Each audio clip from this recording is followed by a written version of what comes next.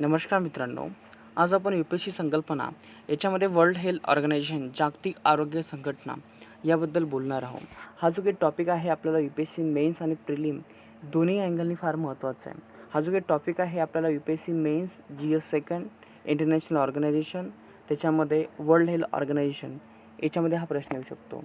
आतापर्यंत 2013 ते 2019पर्यंत प्रत्येक वर्षी 10 किंवा 12.5 किंवा 15 हे प्रत्येक वर्षी एक प्रश्न आलेला आहे.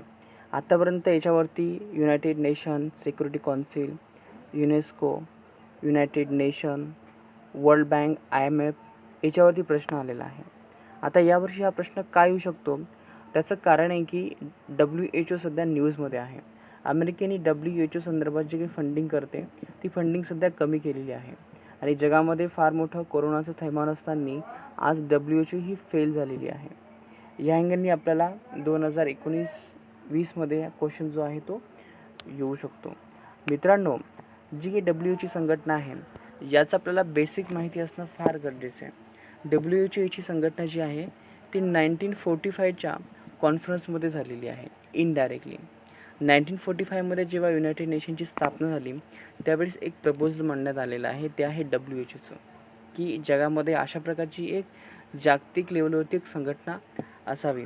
आणि 1949 जुलैमध्ये जवळपास 51 देशाचे मेंबर एकत्र आले आणि त्यांनी एक गाईडलाईन्स तयार केली, एक मेमोरंडम साईन केला आणि त्याच्यानुसार एक संघटनेची स्थापना झाली. त्या संघटनेचं नाव आहे WHO. पण खऱ्या अर्थाने जे काही स्वरूप आहे त्याला ते प्राप्त झालं 7 एप्रिल 1948 आणि जी काही स्थापना आहे WHO ती हीच पकडली जाते 1 एप्रिल 1948. या संघटनेमध्ये सध्या 194 देश आहेत. जे काही युनायटेड नेशनचे देश आहे ते WHOचे मेंबर होऊ शकतात किंवा जे देश युनायटेड नेशनचे मेंबर नाही ते सुद्धा WHOचे मेंबर होऊ शकतात. पण त्यासाठी त्यांना परवानगी हवी. परवानगी कोणाची हवी असेल तर WHOची एक डिसिजन मेकिंग बॉडी आहे, त्याचं नाव आहे वर्ल्ड हेल्थ असेंब्ली. ही वर्ल्ड हेल्थ असेंब्लीनी जर ह्या म्हणजे दुसऱ्या देशांना जर परवानगी दिली सदस्याची तर हे देश WHOचे मेंबर होऊ शकतात, म्हणजे युनायटेड नेशनचे मेंबर नसताना सुद्धा. तर अशा प्रकारचे याच्यामध्ये प्रोव्हिजन्स आहे. हा मुद्दा तुम्हाला इथे येऊ शकतो. तर थोडं एकदा पुन्हा एकदा लक्षात घ्या, प्रिलिमच्या अँगली प्रश्न कसा होऊ शकतो. All united members states are eligible for WHO membership. म्हणजे जे काही संपूर्ण युनायटेड नेशनचे मेंबर्स आहेत तर ते WHOच्या मेंबरशिपला ते पात्र होतात का? तर याचं उत्तर आहे हो. जे अदर मेंबर आहेत पण युनायटेड नेशनचे मेंबर नाही आहे ते सुद्धा WHOचे मेंबर होऊ शकतात. पण त्यासाठी जी काही वर्ल्ड हेल्थ असेंब्ली आहे याची त्याला सिम्पल मेजॉरिटीनुसार त्यांना मान्यता हवी. तर अशा वेळेस ते देश WHOचे मेंबर होऊ शकतात. मित्रांनो, हे लक्षात घ्या, हेल्थ असेंब्ली जी आहे ती WHOची सर्वात महत्त्वाची डिसिजन मेकिंग बॉडी आहे. ज्या प्रकारे युनायटेड नेशन सिक्युरिटी कौन्सिल ही अतिशय महत्त्वाची बॉडी आहे, त्याचप्रकारे WHOची वर्ल्ड हेल्थ असेंब्ली ही अतिशय महत्त्वाची बॉडी. जे काही पॉलिसीज डिसाईड होतात, जे काही एक्झिक्युशन्स होते ते प्रामुख्याने वर्ल्ड हेल्थ असेंब्ली करत असते. तर मित्रांनो, आज इथे मुद्दा हा आहे की जे काही WHO आहे हे आज जगामध्ये COVID-19 याचा फैलाव करण्यापासून अपयशी झालेला आहे. ते अपयशी होण्याचं कारण काय? तर चीनला WHOनी सपोर्ट केला असं म्हटलं जातं. आता हे कितीपत सत्य आहे हे जरी आपल्याला माहीत नसेल पण काही आकडेवारीनुसार आपण सांगू शकतो. जसं की 17 नोव्हेंबर 2019मध्ये चीनमध्ये पहिला पेशंट सापडला. 17 नोव्हेंबर 2019. 20 डिसेंबर 2019पर्यंत जो काही आहे COVID-19 याचा फैलाव मोठा झाला चीनमध्ये, पण ते चीननी मान्य केलं नाही. त्याचबरोबर जे WHO आहेत त्यांनीसुद्धा मान्य केलं नाही. जे डॉक्टर ली आहे ते समजून सांगत होते चीनला की अशा प्रकारचा विषाणू आहे, त्यामुळे जगामध्ये फार मोठा आउटब्रेक येऊ शकतो. तर चीननी डॉक्टर जी ली आहे यांना जेलमध्ये टाकलं आणि त्याच्यानंतर जे डॉक्टर ली आहे त्यांचा कोरोनामुळेच मृत्यू झाला. आता ही जी काही न्यूज आहे ही सतत येत असताना सुद्धा WHO कोरोना नावाचा विषाणू आहे, याचं अस्तित्व आहे, हे स्टार्टिंगला त्यांनी अमान्य केलं. त्याच्यानंतर त्यांनी मान्य केलं की ठीक आहे कोरोना आहे, परंतु तो माणसापासून पसरतो हे त्यांनी अमान्य केलं. आणि जो काही प्रेड आहे त्या प्रेडमध्ये हा जो काही कोरोना व्हायरस आहे तो जगामध्ये पसरत गेला. तुम्हाला माहीत असेल की चीनमध्ये सर्वात जास्त पर्यटक आहेत की जे दुसऱ्या देशाला व्हिजिट करत असतात. आणि त्याच्यामध्ये जे काही इटली देश आहे, या इटली देशामध्ये हे प्रमाण सर्वात जास्त आहे.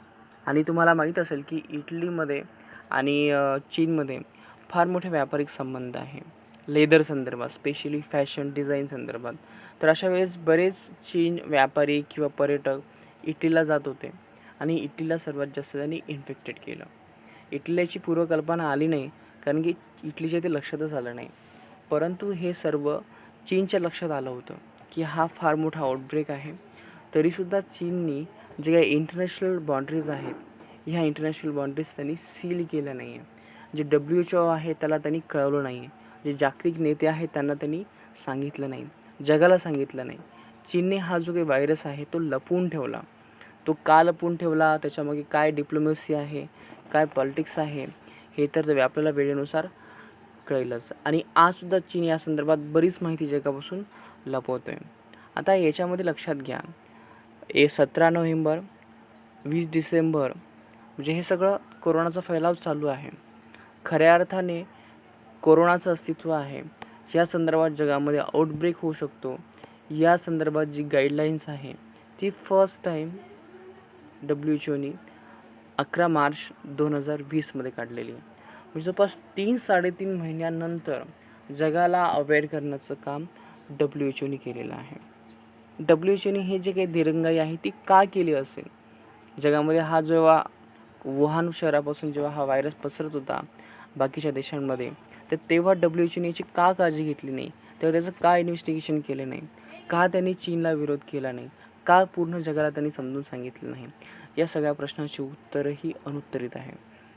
मग अशा वेळेस एक शंका निर्माण होते की असं WHOनी का केलं? तर सरळ लक्षात येते की हे चीनच्या दबावामुळे WHOनी केलं असेल. आणि त्याच्यामध्ये दुसरं जे लॉजिक सांगितलं जातं ते हे आहे की फंडिंग. आज WHOमधून जे काही फंडिंग आहे ते चीनकडून आज WHOला जात आहे. त्याचं कारण हे की WHOमधील जी काही फंडिंग आहे अमेरिकेची, ते दिवसेंदिवस कमी होत चाललेली आहे. तुम्हाला माहिती आहे डोनाल्ड ट्रम्प साहेब जे काही आंतरराष्ट्रीय संघटना आहे याला फार कमी महत्त्व देतात. म्हणजे ती WTO असेल किंवा पॅरिस अग्रीमेंट असेल, ज्यामुळे हे जे काही फंडिंग आहे WHOचं ते कमी झालं. आणि एक्झॅक्टली याची जी काही जागा आहे ती चायनाने घेतली. चायनाने जे काही त्याचं महत्त्व आहे, फंडिंग आहे WHOमधलं, ते वाढवलं, प्रस्थ वाढवलं. आणि त्यामुळे जे काही अध्यक्ष आहे, जसं चायना म्हणेल तसंच ते ऐकत होते असं म्हटलं जातं. कारण की तुम्हाला एक्झाम्पल सांगतो, 2003मध्ये सुद्धा सेम कंडिशन झाली होती बर्ड फ्लू संदर्भात. बर्ड फ्लूमध्ये तेव्हा असं म्हटलं जातं की तो चायनामधून आलेला आहे. त्याचं ब्लेमिंग WHOनी चायनाला केलेलं आहे. आणि ज्या प्रकारे अमेरिका सांगेल त्या प्रकारे WHO वागली, त्या प्रकारे त्यांनी गाईडलाईन्स प्रसिद्ध केल्या. अशा प्रकारचं जागतिक राजकारण तेव्हा झालं. आज 2019मध्ये सेम जागतिक राजकारण आज चायना अमेरिकेबरोबर करतो आहे.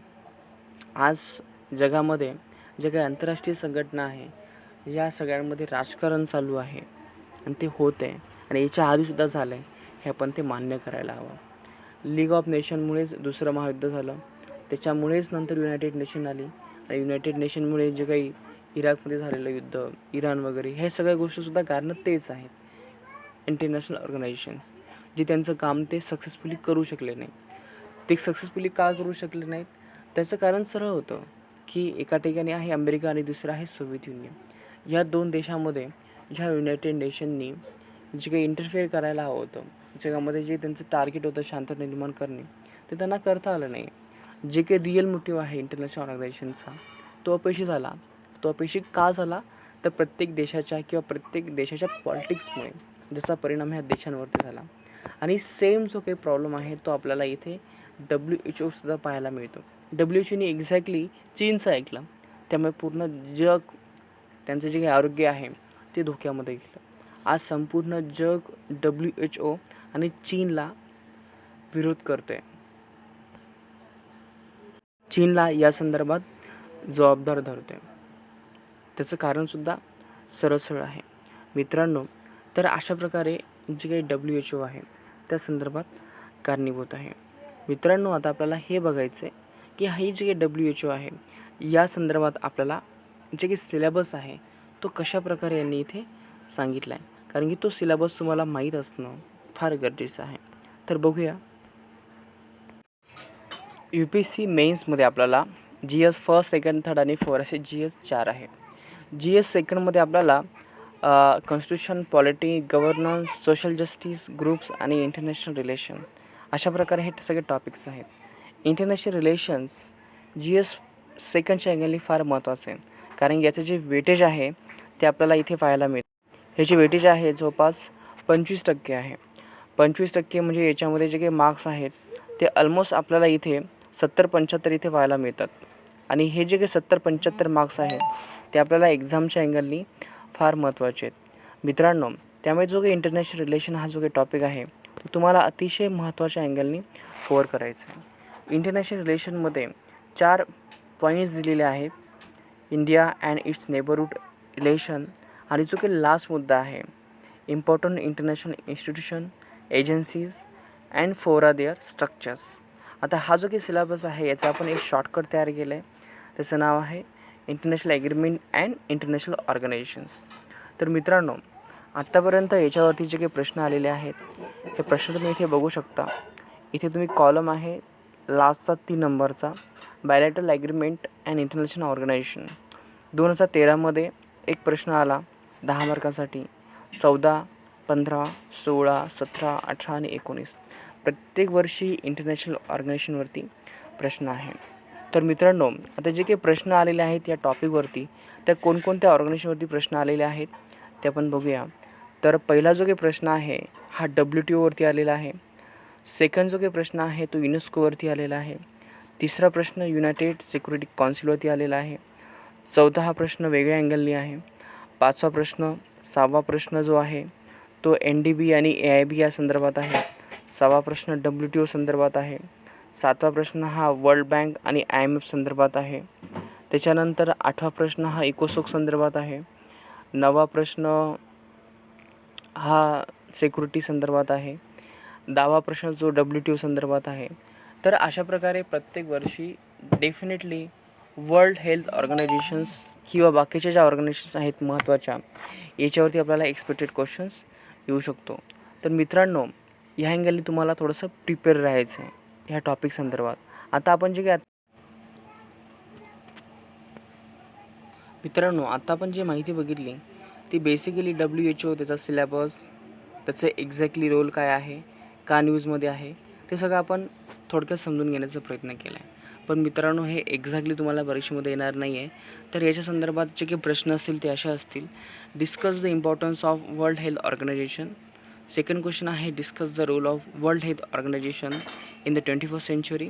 आणि तिसरा प्रश्न असेल critically examine the role of World health Organisation in addressing the present situation of कोविड-19. तर अशा अँगलने हा प्रश्न असेल. जे मी तुम्हाला सांगितले ते फारच बेसिक आहे, जे तुम्हाला न्यूजमधून कळावं, पण त्याचा फॉर्मॅट जो असेल UPSCला विचारण्याचा तो अशा पद्धतीनं असेल. तर मित्रांनो, be prepare and wish you all the best.